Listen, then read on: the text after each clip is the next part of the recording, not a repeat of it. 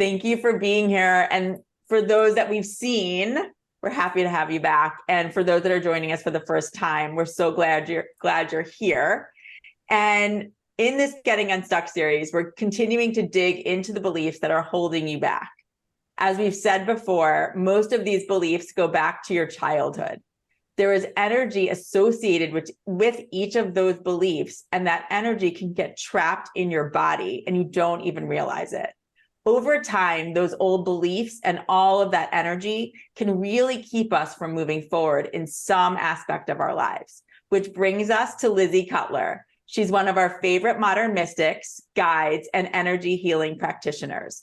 Lizzi has created a life-changing technique called energy editing that's going to move those beliefs right on out. Over time, those beliefs not only become lodged within you, they also turned into fears. Lizzi has identified the most common fears that are holding us back, and in some cases, even paralyzing us. This week, we're focusing on the fear of being confident. What is the fear of being confident, you may ask? It can be that thing that's keeping you from being your boldest self. And it's time to unapologetically step into the light of your truest self. Lizzi's going to help us dig into that block and realize it so you can be your true, authentic self.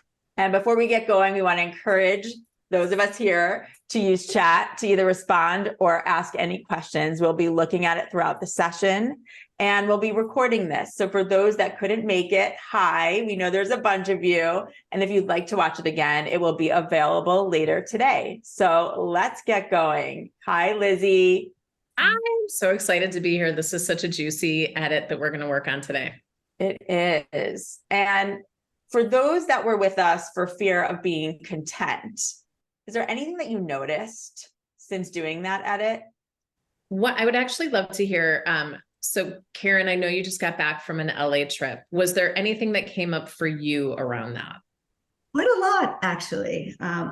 For me, for those of you all don't know, in my job, a lot of what I do is in the media business. And so I had to go to LA this past week for the first time to meet my team, who I've been working with for years, but I'd never met them in person. And so what I shared with Lizzi and Robin earlier was, that fear almost of being seen for the first time by people who had seen me on a Zoom call, but hadn't seen me in person. And I kind of went back in time to that fear of even like in high school of like, what do I wear? Am I wearing the right thing? What do people wear? Will they, that first moment that they see you, that there's so much judgment that comes from that. And I feel like no matter how old you get, you carry that fear of judgment around with you. And so I did go back. I've been doing a lot of the exercises that Lizzi has been giving me about really affirming, my own truth and loving myself and really being confident which I know we're going to talk about stepping into the light of who I am. But it takes bravery to do that. And I think a lot of those things from your past you carry with you until you can really recognize and release them. But then when I actually did show up, because of this work I've been doing, I really leaned into showing who I was and really being light for all those people that I met. And it was such a wonderful experience because I really felt it not only changed them, but it changed me, because I felt my whole belief system about LA and corporate, like who you really need to be and show up as, really shifted for me.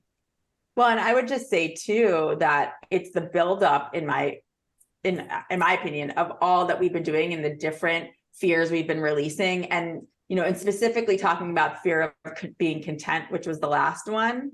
It's that idea of really being happy with who you are, of being fulfilled in that and walking into that situation with that, along with having released the fear of being judged and the fear of being manipulated, which were things I think that came from that past experiences. So I just wanted to just add that from knowing you and knowing what you've been working on. Yeah. And I think so much of what we're going to be working on today, of course, is building on what we've done in all the past sessions that we've been working on and each edit that we've done, but also going a layer deeper and noticing, I've explained what double binds are. I'm just going to quickly go over it in case it's your first time listening. A double bind in this work is when you're pushing on both sides of the same intention. So when we think about wanting to be content or wanting to be confident, feeling like, of course, I want more of that because I'll be happy once I'm content in who I am. And I don't think about what I'm wearing, or I'm just confidently me. That will feel so good. And on the other side of that is the fear of maybe being ridiculed or judged or seen as being cocky or it being misunderstood. And that part, that double bind of all of that can really catch us. And that's where the stuckness lies. So that's really the work that we're doing in, like, you know, not to sound so cliche, but in seeking our center is in finding either side of the double bind, clearing it, and just being authentically us so that we can have that ease and that flow that we crave. Well, and can you actually just, for those that are new to this, just talk about what energy editing is and what it means for energy to get trapped in our bodies?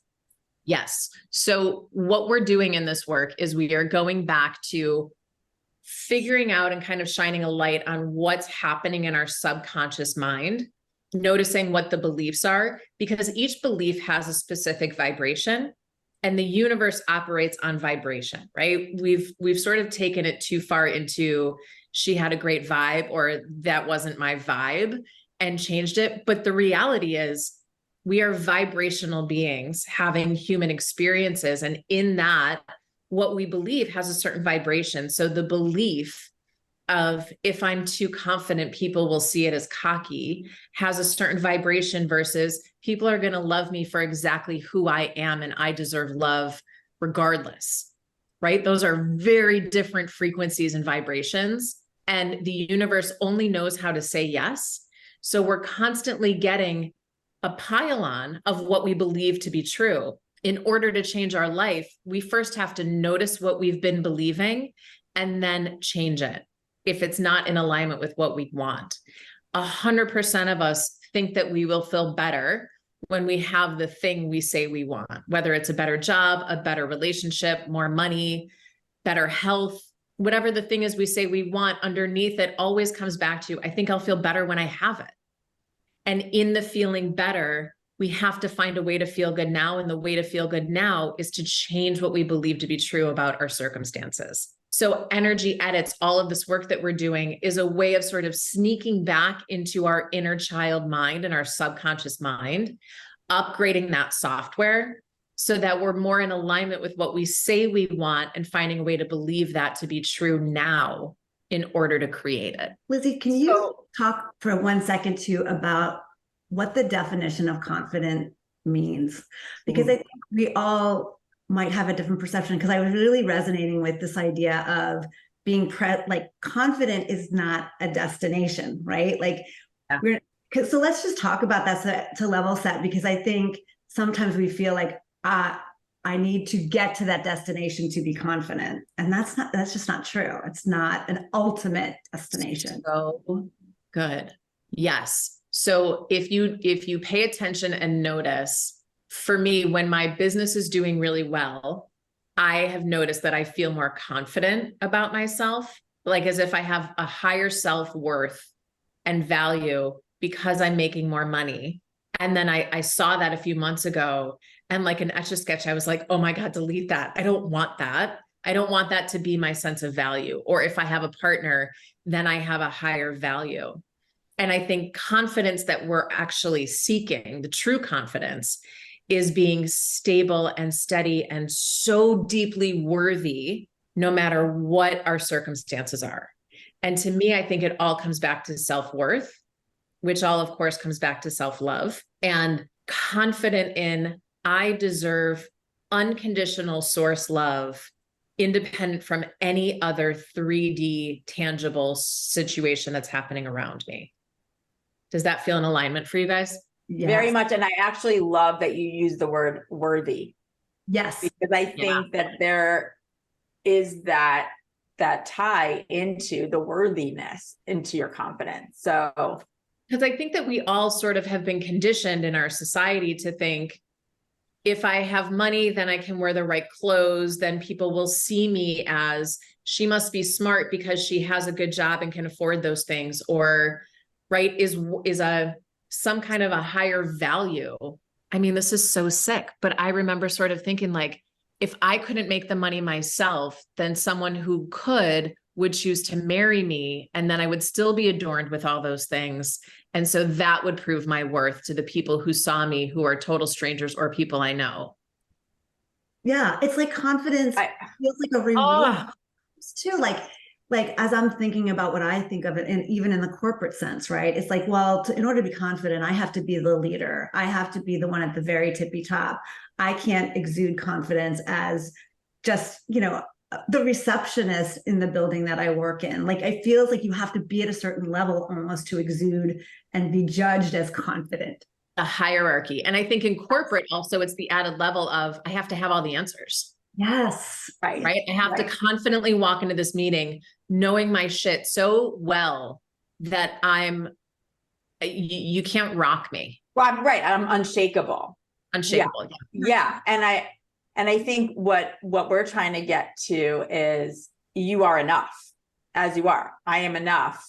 I want to be confident in that, in the knowing that I am enough just by showing up and by what I already bring to the table without having to do X, Y, and Z. So that's what we're going to talk about. So I know you started to talk about the fear of being confident when you were defining double bind, but let's really get into that and what that means, what the fear of being confident. Why would we fear being confident?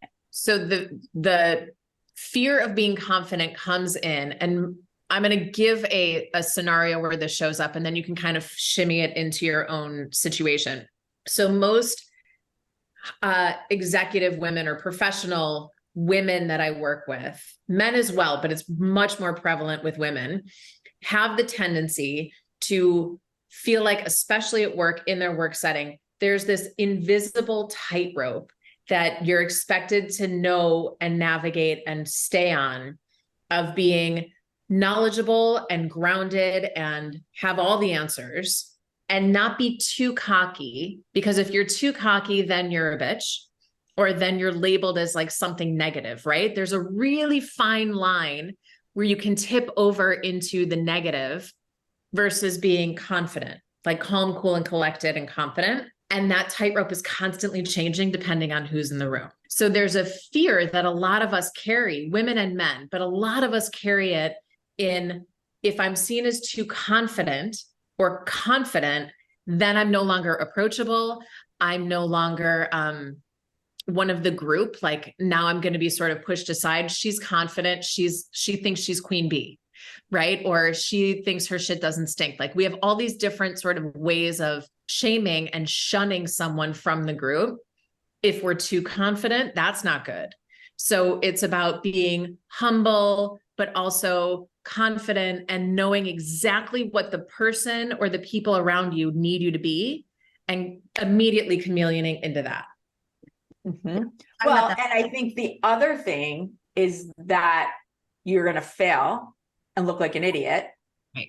And then no one's going to trust you. There's the embarrassment potential. Yes. And then there's losing people's trust because you don't know exactly if you show up and you look. An example that I know is that I've been part of many kind of bigger projects, and for whatever reason, they didn't go off exactly as planned. And then how do you get people to trust you again? Even though maybe there were some things out of our control for some things. I'm thinking of some work projects from back in the day where things we couldn't have anticipated. And so then you have to go back to building up that trust and then therefore your own confidence again. So, right. And I think we also get into the fear of being overly confident in ourselves.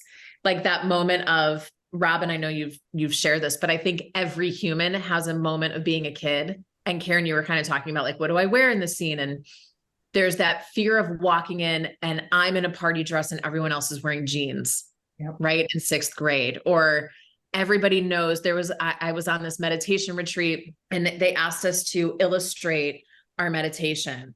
And we're all drawing, and then you had to go and pin it up on the board. And 17 people drew like whimsical, just like color things. And mine was like detailed images of stories that were going on in my head of like my aunt left the house and the house was falling and the thing. And mine was the only one like that. And I was like, oh shit, I was so confident drawing it and I didn't know. Right. So then we program in the fear of being confident to sort of catch ourselves as an alarm when we feel that overconfidence again, or what we deem as overconfidence, to make us second guess ourselves and really check, like, are you sure you can be this confident right now? Are you sure you don't want to call a few people and see what they're wearing before you get dressed? Are you sure you don't want to get some validation here before you put yourself out there? Because the embarrassment and the shame of being confident and it failing sucks. So how do we avoid that? We're also afraid of being that one that you just said is sort of ostracized or is different. We want so much to be accepted by the group that we're constantly trying to do the thing, wear the right clothes or act the right way so that we are part of the group, versus leaning into the authenticity of who we are. Like what you did in your drawing was actually should have been celebrated, that it was different, that it did come with a different point of view versus how it made you feel, which was, oh my gosh, I'm different from everyone else.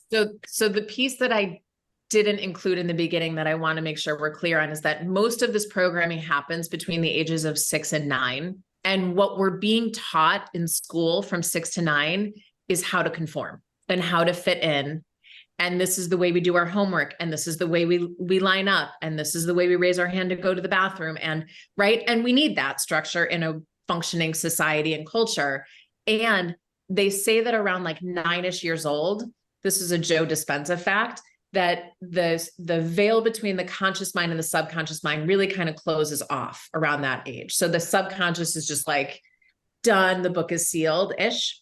So because we've now been in school and all we really know is to trust the adults, we have no other way of surviving. So at that phase, when somebody is saying, don't be cocky, no one likes a cocky person.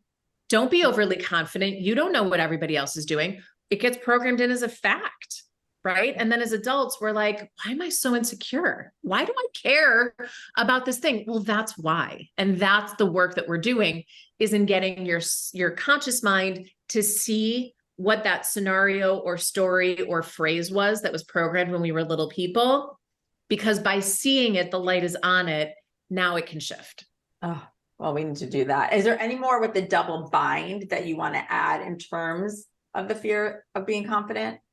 I don't think so. Are there any questions from anyone who's here live, or from either of you, Robin or Karen? I think the other thing I want to bring up is the imposter syndrome. Oh, yeah.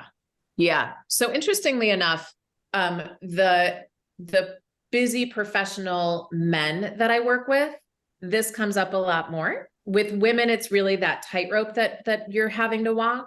And with more men, I mean, we all have, this is like a fluid thing. So I'm just not trying to stereotype. But in general, there's a big fear of, if I'm overly confident, I'm going to be asked to do it. Now I have to do it. I have to show up and be able to provide the thing I'm thinking I can do. And the fear of being seen as that wasn't delivered as promised. Right? Or I'm actually not that smart. Like I've worked with surgeons, I've worked with business owners, I've worked with what we would all consider like uber successful people who have consistently said to me, multiples have said to me, I need to start over and do it again to prove it wasn't luck. Right? Like there's something in the confidence of, look, I did it. That's like, maybe. But if I prove that I did it twice, now I'm worthy. Now I have a leg to stand on. And I think it goes both ways in the doing it and the failure. Is like, to your point, Robin, where you were saying there have been projects that didn't go as planned, and now you're asking for another shot. Yeah. It's that same feeling of it is. No, this time it'll work, I think. Yeah, it's true. No, believe me, this time. Can we talk about also maybe not always in the business world, right? Like, I'm a young new mom. Talk about not feeling confident, right? You get that baby put in your arms and it's like, oh God, what do I do now? Or my parents are getting older and I need to figure out in the best possible way for them to have a path forward and how I can fit in that role or not. Like, talk about not having confidence because you've never gone down that path before, right? So even though in the business world you feel like you are seen maybe in a different light, I think it holds true in our roles as humans in general. Yeah, just to add to that, I have felt that in relationships, like romantic relationships, of in the beginning, not wanting to talk about it because I don't want to then have to tell people, oh, it didn't work out again, or not wanting to get too confident that it feels good and it might work out, because then if it doesn't, my heart hurting more, right? So like trying to sort of, I can't think of the word, but like manage how excited I'll get about a new job or a new opportunity or a new relationship. And like, don't get too confident, right? Either don't jinx it. That's a big one that we hear. Don't jinx it. And it's embarrassing then when it fails. You got to get back up and do it again. Yeah. It all comes from that place of really wanting to do your best. And sometimes just feeling not having that confidence, not knowing exactly what to do. Yeah. So we need to lean into who we are, who our most authentic self is. Right, Lizzi, where do we go from there? And how do we manage that when we're really not feeling confident? Yeah. So the first step to me is by doing these edits, the trigger doesn't last as long. So we're going to do the edit in a moment, but the whole point of it is, it's not that I'm never going to trigger again and I'm never going to feel that fear of being overly confident or that fear of being seen as cocky or any of that. It's that when it comes up, now that my conscious mind is in on the game, I can see it, I recognize it, and I can self-soothe. So like the adult in the room can say to 7-year-old me, sweetie, you're okay.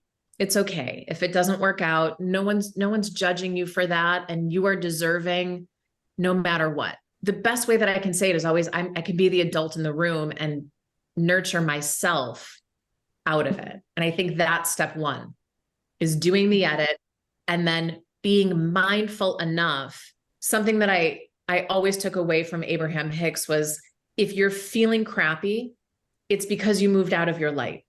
Like if you imagine that your inner being and source is constantly shining unconditional love on you, all it knows is unconditional love in ways that we as humans don't really experience. So if you think about who you think you love unconditionally, and then like imagine that times a million, that's what source is constantly shining down, like a movie spotlight on us. And like a movie premiere spotlight is what I was thinking. Yep. And anytime we feel anxiety or anger or insecurity or imposter syndrome or fear or doubt or any of the sort of negative emotions, it's because we went like this and we scooched out of that spotlight because of our thoughts, because we started believing the inner child in us saying, well, nobody gets everything that she wants. So if you already have a good job and a great house and a good family, you're not also going to get X, right? Or whatever that lie is, that non-truth.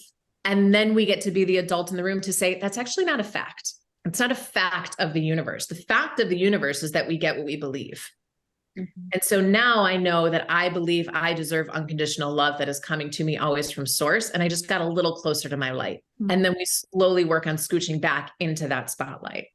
That to me is like the work. When someone says, what's the work? It's about acknowledging the thought. So first you have to notice that you scooched out of the light, that you're feeling something negative. Then you have to ask yourself, is it a fact? And then you have to do whatever you can to scooch back in the light. So to me, it's having a running list of what makes me feel better, what makes me feel good. And then I have to actively do those tangible tools to get back in the light. Great. Yeah. Having that handy on a daily basis, I know it's really changed my life. Yeah. And I have it written down in my phone. Right. And like pieces of paper around my house, because when I call it hitting concrete, when I'm out of the light, I usually go from like an 8 or a 9 to a 2, right? Because I've been doing this work for so long, there's not a lot of like 4s and 5s anymore. I'm either feeling great or I'm feeling like I'm going to die alone. No one's ever going to love me again. Right. I'm going to die in a ditch. And which I appreciate in that my inner being is letting me know in such a loud, powerful, hit concrete way so I can catch it faster. Because I'm not okay with sitting at the 5 anymore. And it's shitty, it's hard, but it also means I get back to the 8 faster. So I have that list handy because when I'm at a 2, I'm not coming up with those things. My brain does not have the capacity to think a happy thought, Lizzie. Just get there. There's You no love yourself, Lizzie. Yes. love yourself. Right. Like in my mind, I'm like, you screwed this whole thing up. Right. Like, and that's where we go. And it's again, it's the brilliance of let my contrast be so loud that I can't sit in it, that I can't tolerate sitting in it. I love the scooch back into the light. Like that's, I love those visuals because it is what we do. And if you can feel, it's always when you feel it in your solar plexus, really, you can feel when you're not there. And that should be the signal. Yeah. I also want to say before we forget, so I think it was after the last session, we've talked about the self-care after this. And part of the self-care is drinking at least 2 liters of water a day, which like your Nalgene is 1 liter. So 2 a day, and soaking your feet in Epsom salt. And I was the first one to be like, I don't need to soak my feet. It'll be fine. And there is this raging for women. It's like the worst PMS you've ever experienced in your life. It is the most ferocious road rage feeling of this monster that needs to get out of your body when you're not soaking your feet after doing this work, because it's pulling up all that ick and it's trying to get it out of your body. And we're doing our best to get it out of our body. And the soaking your feet helps pull it out through the soles of your feet. So last time we did this on a Friday, and it was either Saturday or Sunday that I got a call from Karen saying in this tone of voice, Lizzie, I'm so angry. I have so much rage in me. I need help. You need to help me. I need help. Now, Karen and I know each other well, but not like that. And it was like a nice call. It was. I was like, oh, shit just got real over there. It was 100%. Like, and Robin knows me well enough to know I very rarely raise my hand for help because I'm always like, it's fine. I got this. I can do this. You're out of control. Right. To a fault. Well, to a fault. Yes. She doesn't have. Yes. There a lot of, I'm seeing nuts because, you know, as moms, whatever, we learn how to deal. But I think I described it to Lizzie as I feel like I'm in a toilet bowl and I'm circling the drain and I can't get out of this. And I was actually scared because I don't feel that level of, I'll use the word rage. It really was. That was the word you used. Yeah. That I feel like I have rage in me. So I'm saying this because that is a really clear sign that the work is working. It doesn't mean that if you don't feel that, it's not working. It's just a sign that you're so uncomfortable being out of the light that it gives you that level of desperation to get back to it. So if the fear of being confident comes back up in the next few weeks and you feel that catch of like, I can't stand sitting in this negative thought that I don't deserve to be confident, almost give yourself like a psychic hug. Like, thank you for doing this work. Thank you for showing up. Thank you for listening back to that podcast because it's working. It's helping. And soak your feet. Yeah. And Wendy had a question about, what do you think about soaking your feet in magnesium? Yeah. So I've always known to soak my feet in Epsom salt. I have no idea what the difference is between the two. If it feels good soaking your feet in magnesium, which I think is most of the point of using Epsom salt, yes, do it. If you've soaked your feet in magnesium 2 times and you still feel that rage, just for shits and giggles, go get Epsom salt and see if it gets better. The one thing I was just going to say too is this work is very much like if you get a massage, sometimes the next day you'll feel almost sick to your stomach. And that's kind of what I equated it to. I didn't see it coming because of course we do this work all the time. So just be kind to yourself in that sense. And as Lizzie said, pay attention to what bubbles up because it really is the thing that needs to be released. And I sat with my feet in Epsom salts about 2 hours after that. And it really does help, honestly. Yeah. Well, and I'll say that I soaked my feet in Epsom salt that night. And then I was woken up at like 4 a.m. with like, I was actually like elated. I was like, I didn't feel rage. I was like really happy. And not that I got up at 4, but I was definitely feeling like I was getting messages and guidance that like life is really like, it was interesting because it wasn't really about being content. And so, and for me, that was actually very immediate, which I was surprised. So I just want to say it completely varies in terms of how you're going to feel. Shall we edit? Let's do it. And before we get to the edit, I always like to remind people that when Lizzi starts, I know what's helped me is to go back to the most recent time that I felt this fear, and really go back, because it's so easy to recall. You can really almost see the moment, and then use that to go back 10 years prior and 10 years prior and 10 years prior. And that's, I know, what helps me get to somewhere in my childhood that I haven't thought, something that where I haven't thought about it in, 40 years. So I wanted to just throw that out there for people as they're getting into it. So in these edits, as we actually go into the edit, you can't do it wrong. It is working. Even if you're not thinking anything crazy or feeling anything crazy, it is working. And let me talk to you. This is the opposite of meditation. So this isn't about clear your mind and let us do the work. I am going in and working on you while you're in this. But more importantly, it's almost like if you imagine you're shining a flashlight on all the different memories from your life when this feels like the same vibration. Okay. So it might not be exact, and that's okay, but just let me guide you through and talk you through, and I'll tell you when to come up. So I'll tell you when to release it and shake it off. So you're going to take your dominant hand. So I'm a righty. You're going to take your dominant hand and place it right across your solar plexus. So my rib cage splits here, and I'm going to place my palm right between that space. And you're going to sit back or lay back and close your eyes. And remember, I'm going to talk to you through most of this. So just let your thoughts come up and kind of go down that rabbit hole. And as you lean back and sit back with your eyes closed, start to connect to the fear of being confident. The fear of being confident.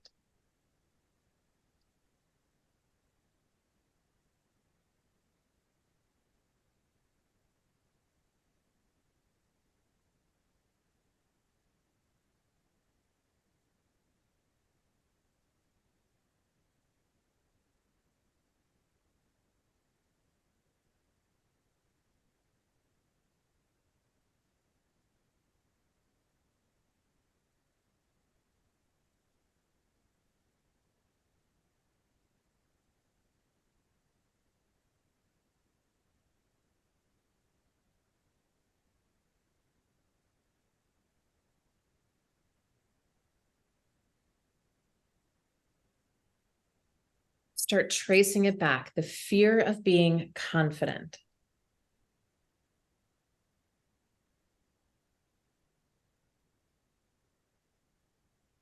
Notice in your mind's eye, almost like a movie playback.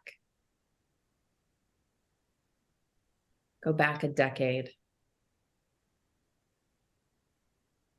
Notice moments where it didn't feel safe, it didn't feel right, it didn't feel smart to be confident. Notice what the scene was. Notice what was happening. What were you telling yourself?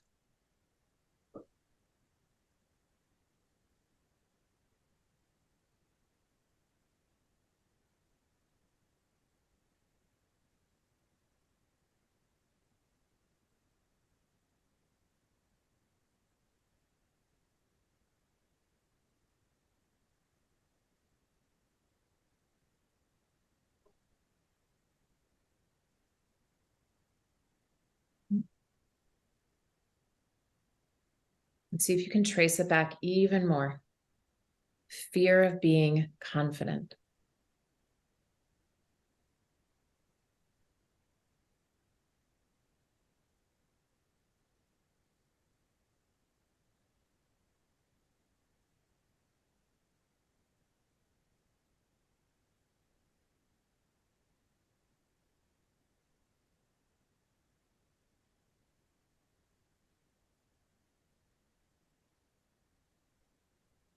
Take it all the way back. If you haven't yet, go back into your 20s.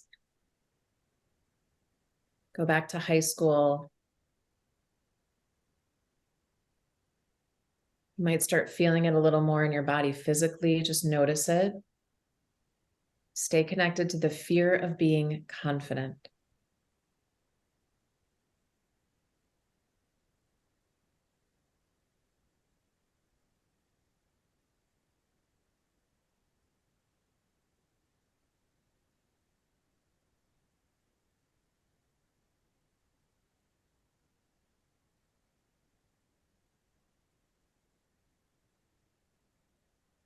Go back a little bit farther.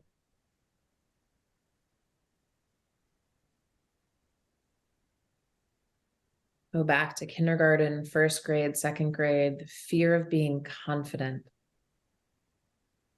Notice what you heard, notice what you saw. Notice how you felt.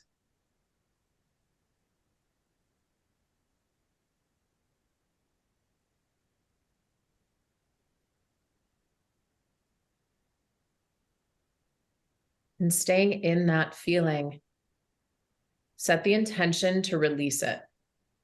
Just set the intention to be willing to let that feeling go, let go of the fear of being confident.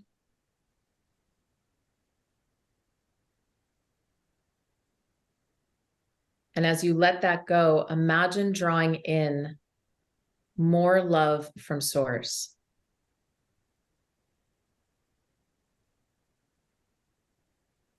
Knowing that you can be completely confident of the steady stream of unconditional love flowing to you from source.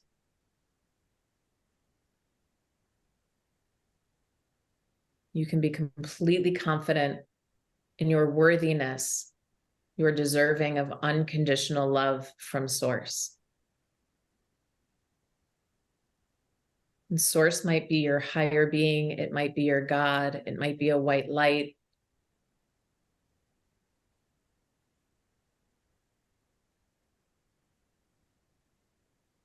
Just set the intention to allow that in.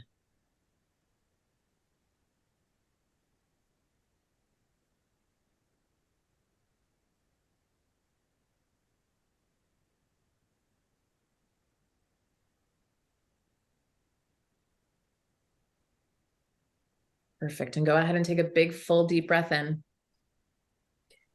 Exhaling, let it all go. Good. And gently blink open your eyes. Grab some water. And those of you that are here in person, throw in the chat. Let us know what came up for you in there. And Robin and Karen, if you want to jump in, we'll let Robin go first since Karen's pounding her water.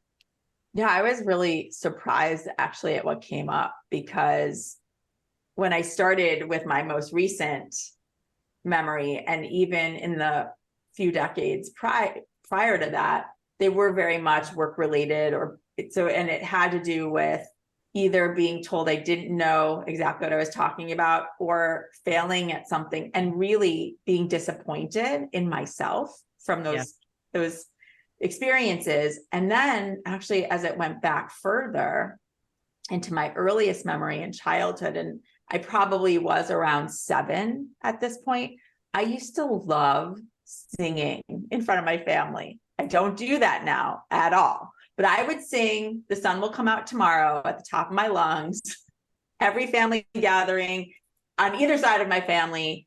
And there was one specific instance, which I haven't thought of, where actually it was a cousin who said, "You're not very good. You're not very good." And whatever that feeling that it gave me made me never want to go do it again.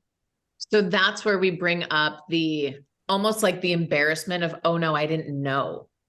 And so if I didn't know then, what else do I think I'm walking into confidently? And I don't know that I should actually be a little insecure about it or rein it in. Yeah, that's awesome. That great. made me, I couldn't believe that. So sorry, great, but No, yes, I do. I think you should sing right now for us so we I I do know myself enough now to know that I am not the best, but I will sing karaoke in front if you get me going, but not right now. So thank you. One day in front of you, Karen.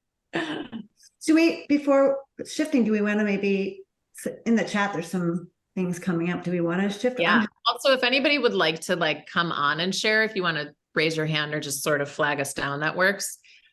Greg shared a lot of darkness came up for me, that and a lot of shame. Yeah. So Greg, if you wanted to share, we're happy to hear, but kind of paying attention to what was the shame around, what themes, so that your highest self or your conscious mind can pay attention as those scenarios may come up similarly again, and being really mindful of that.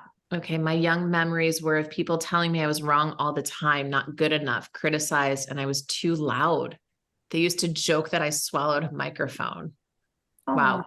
Yeah. So talk about like losing your voice, right? That's such a clear, harsh way of telling someone they're too much. You know, one of the things that came up for me in the confidence world is the faking confidence versus feeling, right? Like I'm looking back at my experiences of all the times that I was really faking it, but the one that really got me was the one when I really felt it and then acted upon it and then got called out for it. That one was the really painful one. And for me, so I was thinking about, two things. One, when I got back to high school, playing field hockey, and I was picked for whatever reason to be the center forward on the team. And because I was just confidently hitting the ball and I was doing it really well. And then when I was actually in a game and I had to perform and I had to actually really follow through, I didn't have the confidence in myself to really be in it. So it went from feeling it to then faking it. And then I went back to even further of thinking about a situation with my sister. I don't even know how old we were. I think we were like kindergarten, first grade, maybe. And there was a boy in the neighborhood who was just, the typical bully. And he went after my sister. And I remember having that feeling like, I am the older sister and you are not doing that. And then he came after me. And so then I became the object of his, I don't even know what the word is, but like he started picking on me after that. And so I think that's a vulnerability that we feel, so that even if we are really authentically feeling confident, we are still putting ourselves at risk of being taken down. I just want to read some of what people are sharing. So Noelle shared, surprised at the large number of scenarios that came up. Yeah, it's surprising. And that's the whole point of this work, is to sort of shine that flashlight on it so that we can see. I identified a few years ago where it primarily stems from, but identified another source that I didn't realize was contributing. Totally. And Wendy shared, I went back to 7 when we moved to take over my grandparents' farm. So a city girl to a small town farm girl. And hearing, who do you think you are? It kept coming up. You're just a small town girl with no skills. Fascinating. As you guys are processing this, I want to make sure we get this info out here. If you can pay attention to letting that go, in the sense that, and there's nothing more irritating to me than when someone says, just let it go. So I'm not saying that, but I'm saying as you keep processing this, more and more memories might be coming up. And when they do, I will say out loud, I choose to let that go.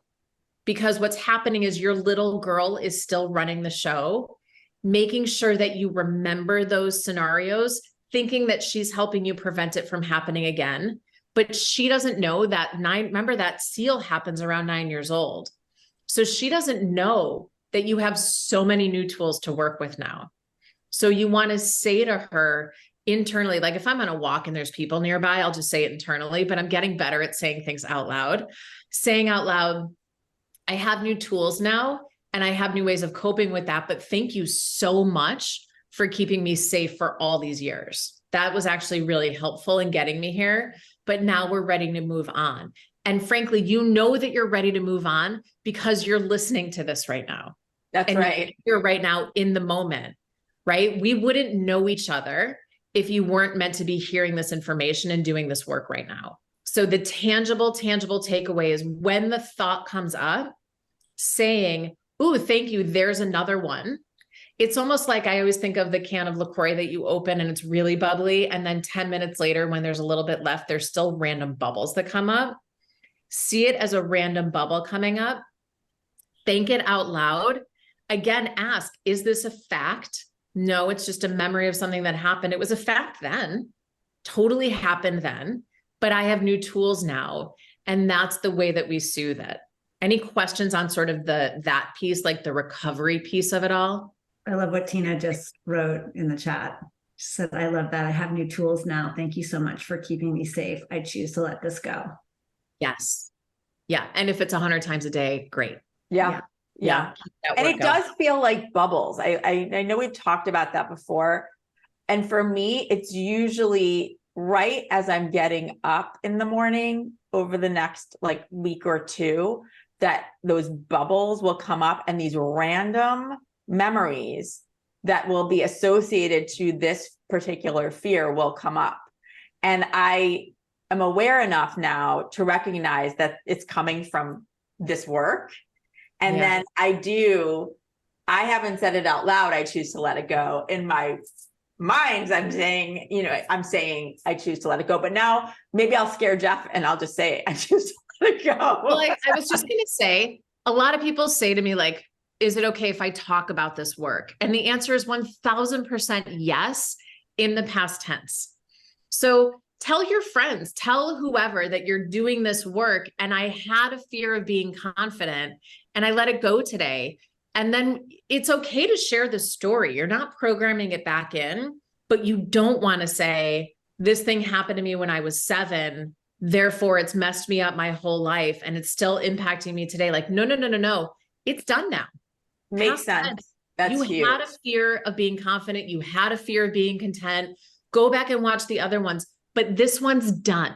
So if you're watching it now, you don't need to redo it when memories come back up.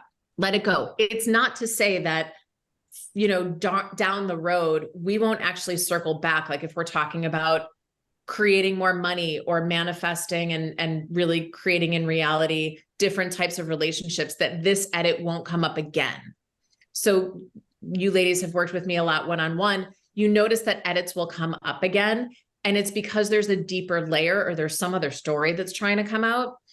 But I would not recommend going back and doing this specific edit in this specific way again, if that makes sense. Yeah. Well, and I think what I would love to point out to people is that's why there's some edits that we do and some of these fears that seem similar with similar words, yet there is just the slightest of difference, which will then bring up one other thing that you're supposed to let go, you know? And so I think that it actually is a great segue into talking about our next one that we're going to be doing, which will be on October 20th. And we're going to be letting go of the fear of being left out.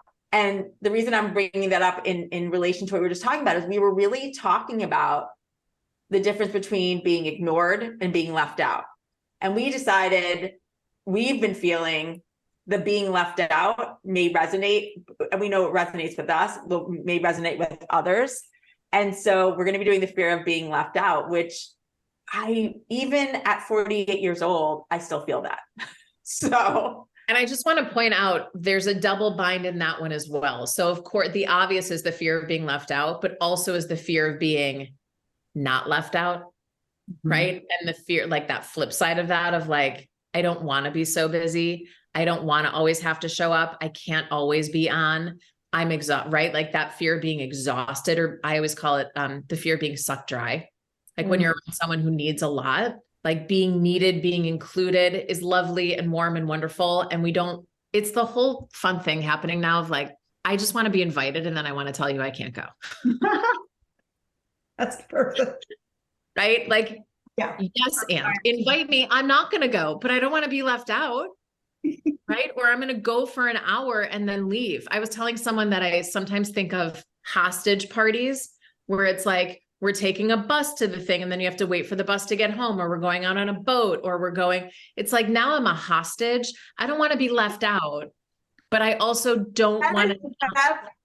That's the phrase I've heard in a long time. Like Yeah. He coined hostage vacations when someone's like, I'm taking everyone to Italy and here's our itinerary and here's where you're staying and you have to show up for every event. And it's like, I can't breathe. So we've all been there. Yeah. Thinking about both sides of it. And as you're processing out these edits this month, make sure you mark and come to us October 20th, because it's going to bring up like kind of the next layer of these things. I love what Tina says too. Tina says there's a scene in I Love Lucy that where Ethel's upset. She said the same thing. I don't want to go, but I want to be invited. Yeah. Yeah. So true. Related to, I feel, in so many ways. Like, I think that they're all different aspects of ourselves, and they're triggers for all of us. But I just love the reminder that they're almost always associated with something in our subconscious. And if we can just take a minute and go back there and see that source, it just casts a whole different light on those feelings. And then catching them in the moment when they're happening is the key. And I just want to give you permission that the reason it's so hard to see from the inside is because it's been there since you were a little girl and that veil was sealed. And so you've been operating with your entire adult life with that in the background, right? So it's like seeing something from within all of this. Greg had a question. Hey, where does mental health play into all of this? I'm not sure I understand the question. Do you guys want to take this? Well, maybe it has to do too with, the anxiety that we feel. It's all tied together. I mean, every aspect of emotions has to do with our mental and physical well-being. So I think they're all very tied. I think it's all definitely tied. And a lot of it all comes back to not enoughness. And I think a lot of this is, when it comes to mental health, so much of it is, and I'm not a doctor, but so much of it is chemical. And there's so much at play with our physical body that then plays into our mental and our emotional. And I think if we can help, like this work is meant to be helping the mental and emotional, which can potentially alleviate some of the struggle, right? I'm not saying that meds and doctors and everyone aren't hugely helpful. And I don't think I'm in lieu of a therapist or a doctor or any of that. I just think this work can sometimes help us see something, which will then give us just that extra step towards healing or health. Well, I just want to point out too, I know Greg says that he has some memory problems too. It may even, you won't necessarily see it in your mind's eye, but you may feel it. And so I think that there's feeling is just as powerful as seeing. And so it may come up in a different way for you as you're doing the work.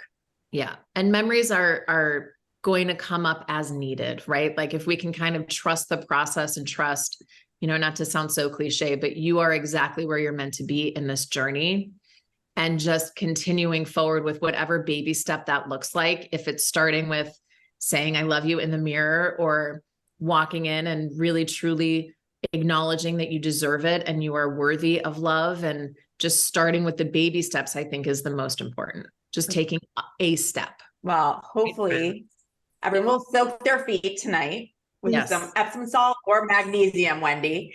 And we hope to see you again on October 20th to talk and work on the fear of being left out. And Lizzi, if you'd love to work with Lizzi, find out more about what she's working on, you can visit lizzicutler.com. And you can listen to Karen and I on our Seeking Center podcast, which is every week. And you can also follow Seeking Center Robin on Instagram. We're posting a lot more videos from conversations we're having now all the time, and any little takeaways that we think can help someone else. So we hope that they're helping you. Thank you. Yes. And there's the recording, and yes, there will be a recording will come later this afternoon. So we'll be sending it out. Thank you for being here today. Thank